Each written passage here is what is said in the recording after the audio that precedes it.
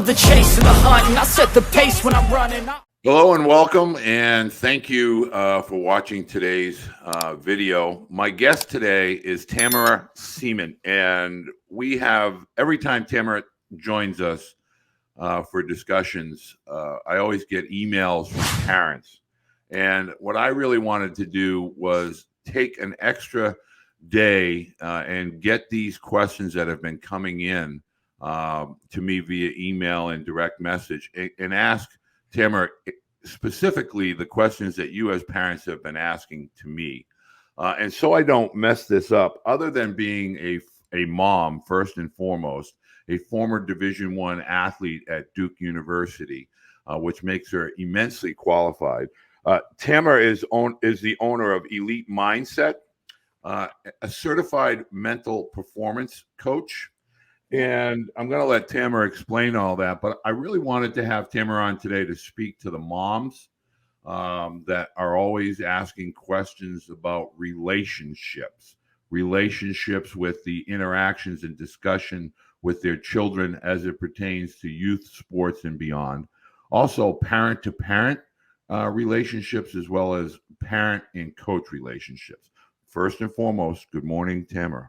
Good morning, Walt. Happy Friday, and thank you for having me. Happy Friday, almost Christmas, Santa almost on his way, and Yes. I really appreciate you taking the time out of your busy schedule. And usually we wait till the end of this, Tamara, but I really want you to let people know right up front, how are they going to reach you directly when we put it in the description, but I think it's better if you verbalize what you do, how you do what you do, and how to contact you. Absolutely. So I am a certified mental performance coach.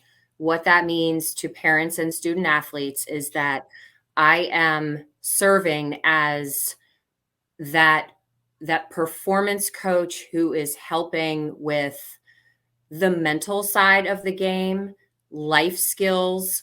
I'm working with kids from the ages of 8 through 18, and every conversation is different, but things like, how do we handle adversity? How do we self-advocate, right? How do we set goals and reach them? These are all just pieces of things that I discuss. The best way to reach me, my website is elitemindsetdevelopment.com. I am also on Instagram, Facebook, and Twitter. And my work phone, that's text or call, 404-369-0429. So however you want to reach out, do it. I would love to help.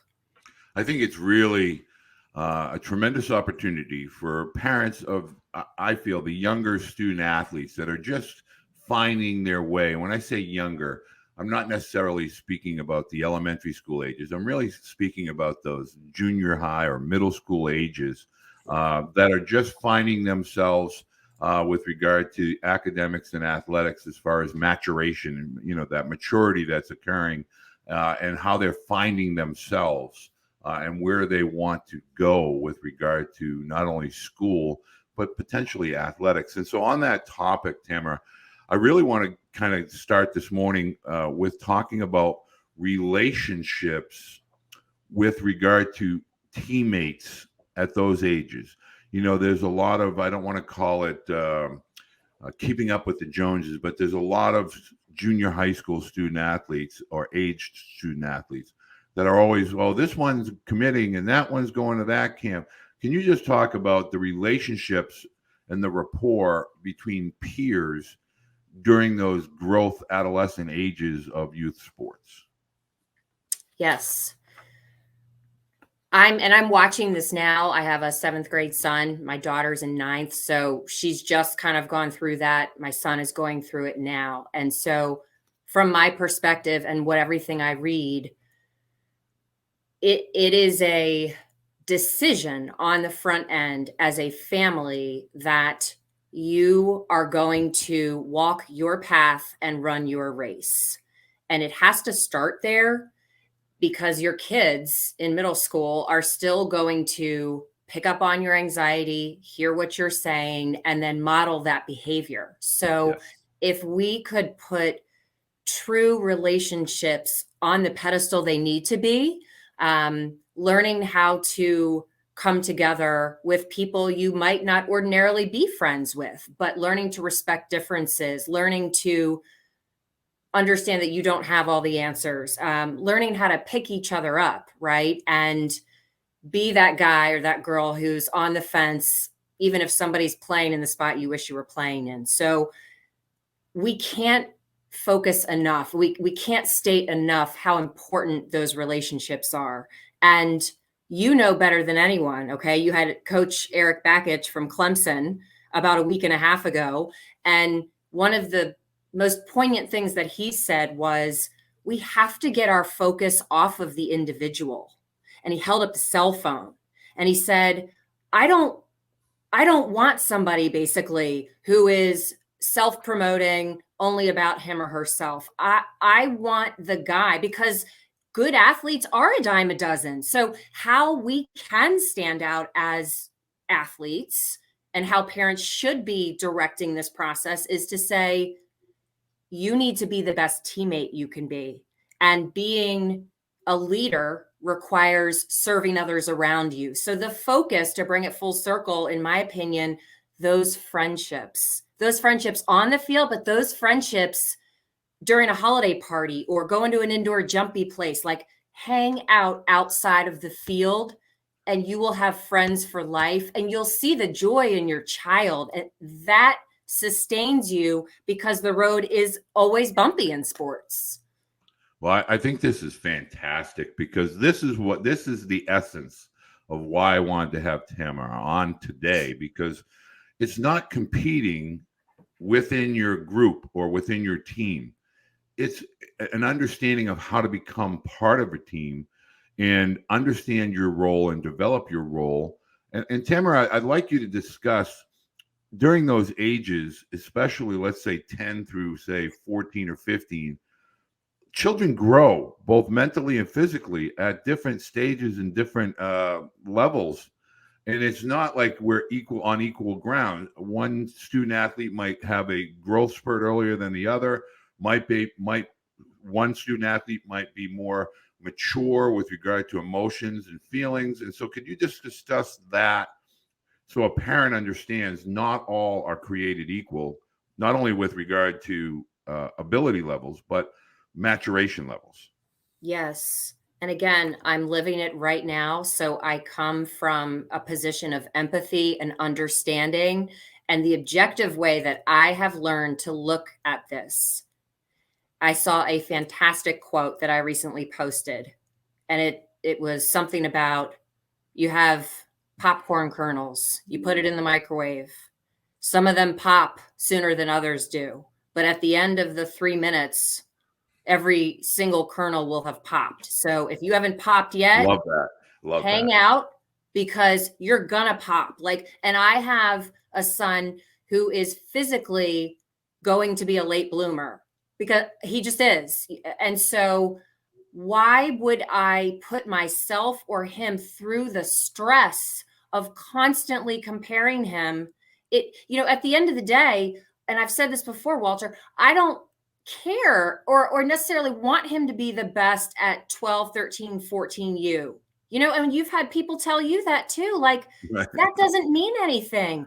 But Right. man, if you can be the best kid, right? So the physical part, we know that's going to happen. You have to work hard, but you can't rush puberty. So we know that. And then the mental piece of this, that is a piece everybody can and should work on, because like I mentioned a few minutes ago with Coach Bakich from Clemson, boy, that is the way to separate yourself, is when you understand that the sum of the parts is always greater than the one piece, and you buy into your role and you own that role and you lift people up. Like that is going to be the difference between two great physical athletes, who gets chosen and who doesn't. And I love the dynamic that Tamara understands it as a former athlete and now as a mom. And so one of the things that a lot of families kind of miss at these early ages is the weight of expectation. Now, Tamara and I have discussed this in previous videos with regard to expectation, but I really want to have you explain.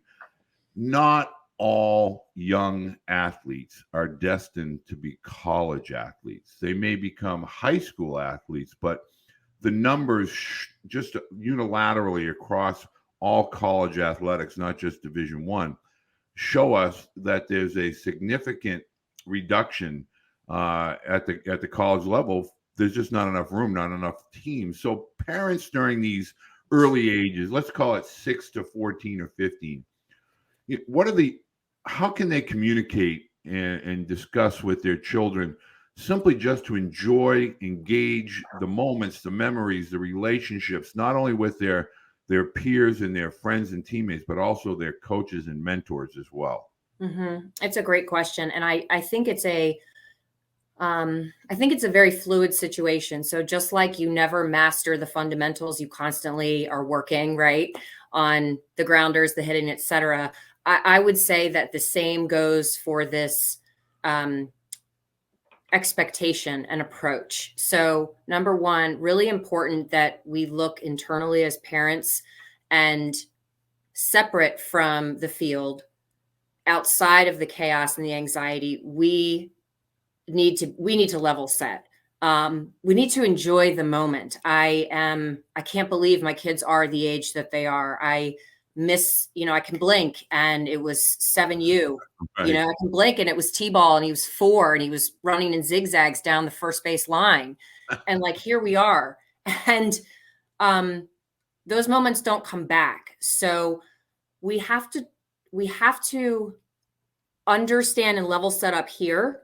The reality is the percentage of kids who will play in high school and then go to college at any level is so minute that we are not helping our kids by planting those seeds, talking about, oh, maybe I should take you to this tournament or this showcase, or what's so-and-so doing? Oh gosh, I just saw that this kid signed and he's 14. Can you imagine as a kid hearing that? That's really a lot of weight to carry. That is It's a lot terrible. I'm talking to some kids now who are in, early in the high school experience or maybe midway through. And one of the common things that I work with them on is stop the comparison. It has to stop. So the comparison stops with the parents and it stops with the kids. And I would just say to the parents, enjoy the moment. Does that sound simple? Am I simplifying it? Yes, but I've been there, and you have to bite your tongue and let them learn how to compete, let them learn how to build friendships, let them learn how to self-advocate, and let them fail a little bit. Yeah, failing is not final. It's simply a method of learning. It's a component to learning lessons, not only athletically, but in life. Mm-hmm. And I always try to explain to parents, there is no aspect of life where everything goes your way every day in every single facet of your life, meaning your relationship, your profession, parenting, athletics.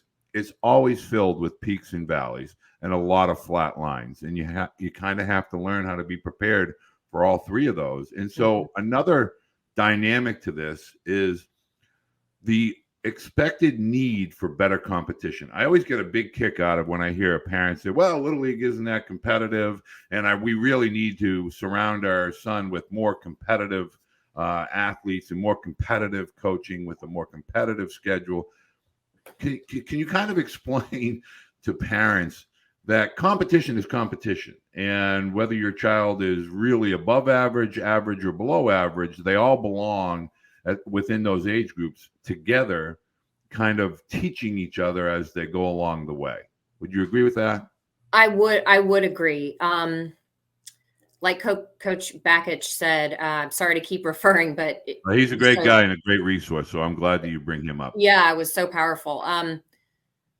I remember when you asked him about, how young do you start looking at kids, right? And he basically said, listen, you got to be an outlier. You have to be almost a freak of nature for this level of a program to notice you and really hustle hard after you if you're in middle school, 13, 14 years old. So I think the competition will come. But if we are rushing the physical piece of this and we are not developing these other skills of sportsmanship, failing, learning that, you know what, I'm not good enough to start right now, but I'm going to bust my butt and I'm going to earn it. And I'm going to be ready when my name is called. Like that was me in Duke. I did not start my freshman year, but I'll be darned. I was not going to sit on that bench, and I earned some scholarship money, and I earned the right because I wanted to be in there, and nobody was going to tell me I couldn't. So you've got to let your kids compete and learn how to do that. If you're only focused on the level of competition, but you haven't taught them what's between the ears and how to, prepare for life, boy, they're not going to be ready. They're not. Well, one of the greatest things that I ever was, my dad was not an athlete, never played a competitive sport, not even a day in his life. Mm-hmm. And one day he came to one of my games, and it was an indoor soccer game. I think might have been like 11 or 12.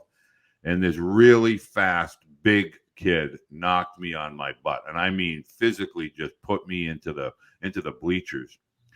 And after the game, we kind of were driving home, and he said, geez, I noticed you didn't really compete after, and I'm paraphrasing, you didn't really get back after it after you went, got knocked down. He said, that's a mental edge that guy gained over you, because he knew the minute you didn't compete back or fight back that he had you. He said, you have to understand in life, whether it's in the classroom, whether it's in business, he said, people are going to want to push others away because it eliminates competition, and they know right away whether you have that mental fortitude to jump back in or stand back up and compete and fight for your opportunities. And I think a lot of that gets lost in practice time. And one of the last questions that I wanted to ask you on that topic, a lot of times you'll hear coaches talking to student athletes at these younger ages. And I won't say they're stern, but they're firm. And a lot of parents take that the wrong way. Mm-hmm. And so is there any way you could kind of explain or discuss and give your thoughts as far as the relationships and the roles that young coaches play as mentors, and being able to help them understand how to be competitive, why it's important to be competitive, and how to be a part of not only the team currently, but beyond in future years, how to find their role. Sometimes it's the tone of the message that turns people off, but it's the message they should be listening to nonetheless. Mm-hmm, mm-hmm. Wow. Coaches have such an impactful role. I can't state that with enough emphasis. We remember the ones who destroyed us as much or more than we do the ones that led us and helped us see what we could be. I think that if you make the right decision about what team you're putting your child on, and you've kind of vetted this a little bit, like, let's not just jump and say, well, in perfect game, this thing looks like it's all that it needs to be. So vet the process, because whatever that coach is saying, you can't take that time back. You're going to send your kid to practice. So it's on us as parents to do our best job of vetting the opportunity, have the conversation, ask the questions, depending on how old the child is. And then if you feel good about that coach, then it's a conversation with your child to say, look, people communicate in different ways, but let's put the emotion aside and let's understand we are the sum here. We're a part of the sum. We're one cog in the wheel. We need to understand what the mission is. We need to buy into the culture, and we need to learn how to compete. Well, I do want to let parents know, and I'm putting my glasses on because I wanted to make sure I got this to Tamara before I ended this segment. And parents, they feel as if mental performance, mental health is not a critical part of the youth sport dynamics. It's more of a high school or college dynamic. I don't necessarily agree, but you live this every day. So is this something that you can share with parents as to the role that you may play within the development path, not only in sport, but just in early childhood development? So children kind of have a release or an understanding. And so when somebody calls you, how can you work with, say, a 10-year-old to a 14-year-old? Great question. So I will say that kids seem to be more comfortable with me because my title is a coach. And I believe in therapy if you need it. And I am not here to say my way is the only way, but it is so critical, especially in today's world, that we help our kids develop the mental fortitude, the resilience, and that is my why I did this. Is I you can see potential, but it's left at home or it's left on the practice field. And so my why is I can help you up here, and then you can unlock that wherever you are. So the ways that I help, just a few examples. I'm going to ask a ton of questions on the front end to just understand where the child is mentally and emotionally. And then it's with confidence. It's talking about comparisons. It's talking about what are our goals and how are we going to accomplish that, and working sort of backing into that. It is kind of like I'm the connector between the parent, maybe the physical coach, maybe there's a strength and conditioning, right? But then I come in there and I'm kind of the glue is what I'm seeing. I'm helping to connect all the pieces, and the child. My goal is I want your kid to feel like he or she can run through a brick wall. That's what I want to do. When I do that and I see that in that child, I have done my job. And it's not a false bravado, Walter. It is more of a quiet confidence. She believes in me. She's helping me understand how I can believe in myself and how I can manage the ups and downs of life. So it's life skills that will serve these kids. Well, I want to make sure that everyone now, first of all, in the world of social media, I think some people are intimidated. I don't believe Tamara's ever, whenever I ask her a question, she responds. And so can you share with people, I guess, your social media handle and explain to them that might be a good way to enter into as far as a direct message, which leads to an email, which leads to a Zoom or video conference call, et cetera. But can you share your access with regard to social media so parents and student athletes can kind of find their way to you? Yes. So Instagram and Facebook, it is Elite Mindset Development, and I'm active throughout the day, every day. So DM me if you want to have a conversation. I'll reply ASAP. And then Twitter is my full name. So Tamara and then Siemon. And I'm active there too, daily. So please reach out in whatever method is most comfortable for you, and I will reply and engage and see how I can help.